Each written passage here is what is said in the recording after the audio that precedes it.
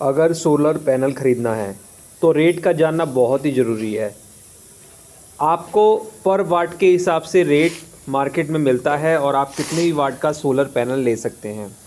Rate जो है वो है 20 रुपये से लेके 30 रुपये के बीच में वैरी करता है। अलग अलग कंपनियों का अलग अलग रेट है और अलग अलग डीलर का भी अलग अलग रेट है।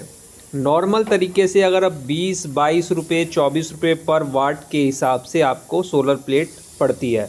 यानी कि जैसे कि आप 100 वाट का अगर सोलर पैनल लेना चाहते हैं और 20 रुपये वाट दे रहा है वो, तो आपका सीधा 2000 रुपये का सोलर पैनल आ जाएगा 100 वाट का। और मोस्टली सभी कंपनियों का इसी रेंज में रेट चलता है। कई जगह पर जहाँ पर सिटी नहीं है, रूरल एरिया हैं, वहाँ पर सोलर 25 रुपये वाट की अगर हिसाब से है और 100 वाट अगर आपको लेना है तो 2500 रुपये का 100 वाट पड़ गया।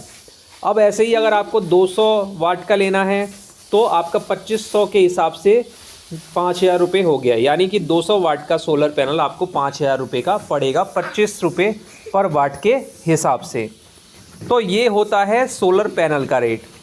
अब कई जगह पर अगर आप ऑनलाइन ख़रीदते हैं तो आपको यहाँ पर 500 रुपये से लेके 1000 रुपये ज़्यादा दिखाई देगा, जिसमें वो ज़्यादा इसलिए होता है कि वो ऑनलाइन आपको डिलीवर भी करते हैं। आप कितनी दूरी पर हैं, आपको गाड़ी से डिलीवरी आती है और बहुत ही सेफ्टी से आपके घर तक पहुँचाया जाता है।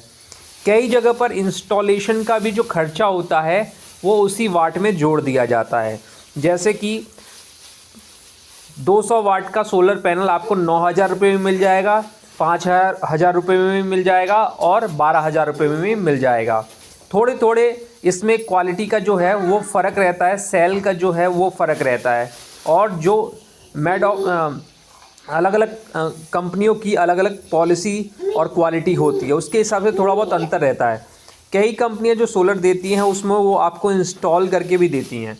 यानी कि सोलर अगर ऑनलाइन ले रहे हैं तो आपके घर तक पहुंचाया भी जाएगा और फिर बाद में जो इंजीनियर आएगा वो इंस्टॉल करके भी जाएगा, तो उसका भी चार्ज कई बार साथ में ही ले लेते हैं।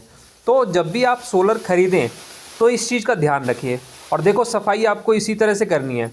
डेली सुबह आपको गीले कपड़े से इस तरह से सोलर को चमका लेना है और पक्षियों ने अगर बीट करा हो या कोई दाग धब्बा हो तो सूती कपड़े को गीला करके हल्का से हाथों से पोंछें।